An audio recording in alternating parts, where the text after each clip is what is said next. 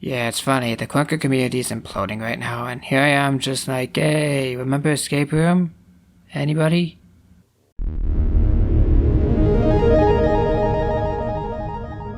In case it's not clear from the title or thumbnail, this is part 2 of this little escape room analysis series, where I reminisce about probably the most big-brained maps I've ever played on Krunker. Part 1 covers Escape Room OG 2 and 3, so if you want to hear my thoughts on those maps or games or whatever, click the card on the top right, or go to the end screen, or go to the description, or go to my channel uploads and find it there, whichever way works for you. Now, without further ado, actually, before I continue on to the rest of the hexology, let me briefly touch upon the remake of the Escape Room OG that is now the official Escape Room.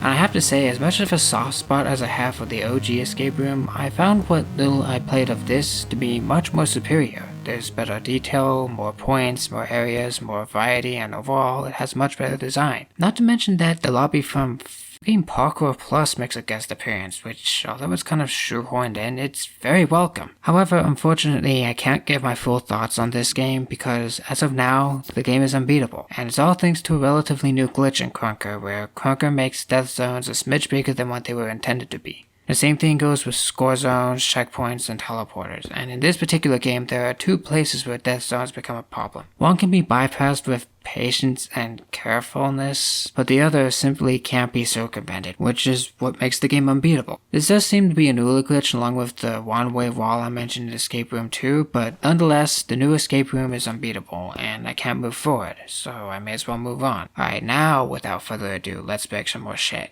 Now, Escape Room 4 is odd. The best way to describe it is Escape Room OG in reverse. In all honesty, that's really all there is to it. There's only one new section to it, and it's so brief and bland that it may as well not exist. For what it's worth, the map is somewhat enjoyable. The challenges themselves are much different than before, and they do take you places that the OG map didn't take you. And beyond that, there's always something off about each section from the OG. Like one of the Infinity Stones missing, the whatever that is, I don't know everything from Marvel or whatever that's from, being replaced with a Master Chief helmet and lots of blood. The TV in the big room displaying what looks like to be a Battle Royale game as opposed to an old side-scroller. So you can argue that the game is trying to pull a Zelda Ocarina of Time Master Quest or something like that. They changed the dungeons a bit to make them harder and they, I guess, flip them or mirror them or whatever. But in the end, I just feel like this was just a lazy attempt at recycling old content while barely adding anything to the table. It's like Enron just took OG,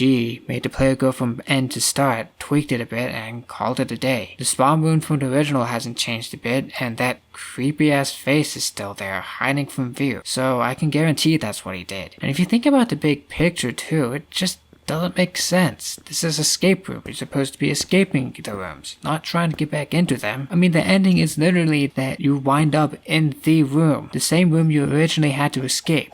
It just doesn't make sense, and for those reasons, I've found Escape Room 4 to be rather forgettable, and as such, I consider it to be my least favorite Escape Room game. Escape Room 5, on the other hand, is a completely different story. You spawn in the room, only it's a little bit rough. The sofa is overturned, the ceiling light has fallen, the tinted glass has been shattered and it's all along the floor. The TV is somehow precariously balanced on the side of the stand, which that has to have been on purpose. There's no way whatever chaos happened here just so happened to make a flat screen TV balance on its corner like this. And there are like 5 cubes that kill you when you touch them. Except the red one, nothing happens there. Right beyond this is some kind of a dropper section, which, as signified by the killer cubes, you have to fall through the red to survive, and you can't touch anything else. And beyond that, there are many more things in the map, like an old version of Berg modified to fit the parkour, the inside of a train car, and of course, because the Krunker community consists solely of mature adults, there's a fucking dick hidden in the dropper section.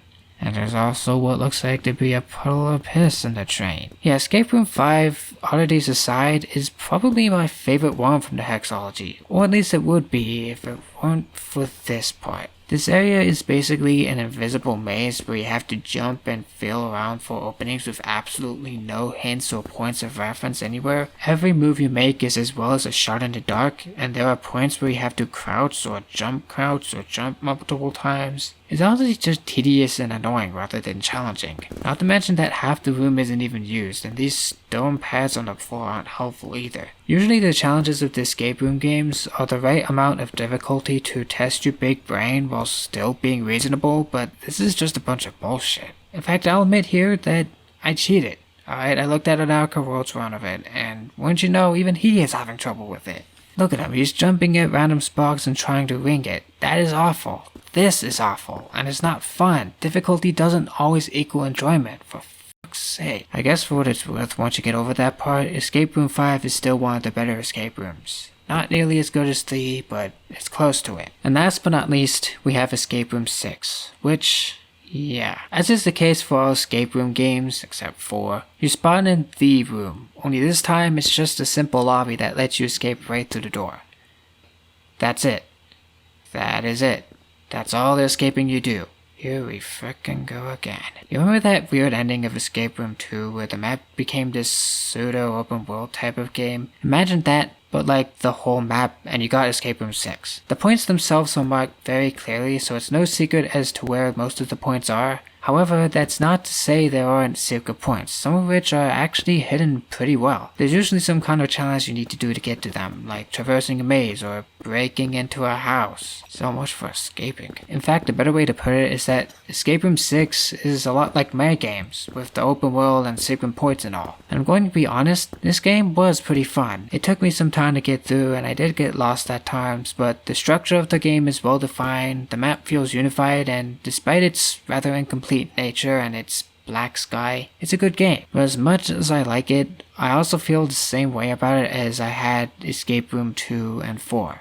This isn't an escape room. In fact, it's so far from escape room that if you removed the room in it and named the map something else, it would have honestly been better off. It's like the game tried to pull a Breath of the Wild, only for it to turn out like a Final Fantasy 15. Really solid and enjoyable, but just not really like its predecessors at all, beyond some traditions and cameos.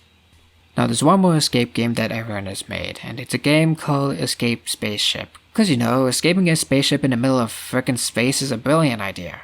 Or wait, it's on some alien planet.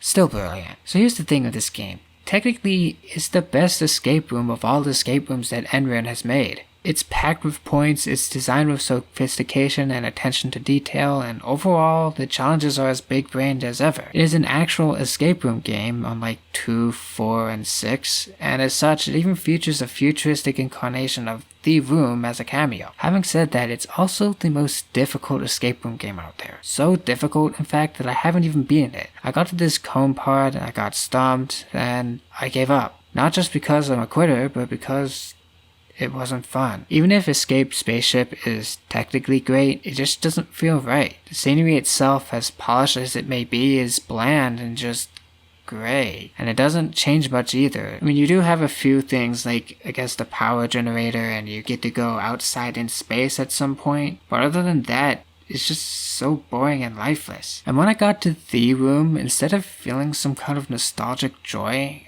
I felt sad. Like the room is a shell of its former self, and instead of being the center of attention, it was just thrown in near the end with little thought. In fact, it was at this point when I realized how disappointed I was in the game. The original escape room mixology was very much experimental and brilliantly bizarre. They all had varied settings, varied mechanics, and in general a lot to offer. You wanted to see what was next and what wild shit was waiting for you. As opposed to Escape Spaceship, which, beyond the glitchy nature of the escape gameplay, it's a generic gritty shell with no soul, and therefore little incentive to continue playing. Even The Room, the heart of the Escape Room series, has been blackened, cast off to the side, and merely delegated as a relic. And it's sad because this was supposed to be a return to form, but it wound up cementing the end of Enron's run with escape room maps, even if it was technically on the level of Escape Room 3. And that's pretty much— oh, I forgot to mention there's one more escape room, and it's called Escape Room Easy.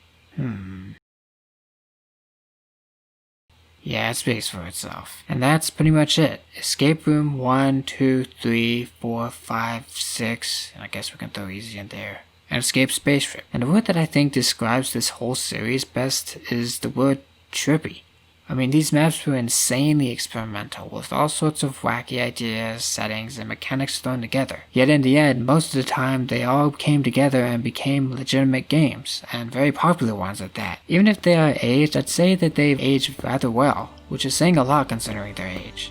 They represent the good old days of Krunker before zombie defense caution emoji took over Krunker, before the community started becoming toxic, and before the devs and the players started to grow apart. A time when everyone just wanted to have fun together and make whatever wacky maps they could think of. It's funny to think that I'm feeling some sort of nostalgia for something I played less than 2 years ago, yet here we are, nearly 2 years later, and I still love them.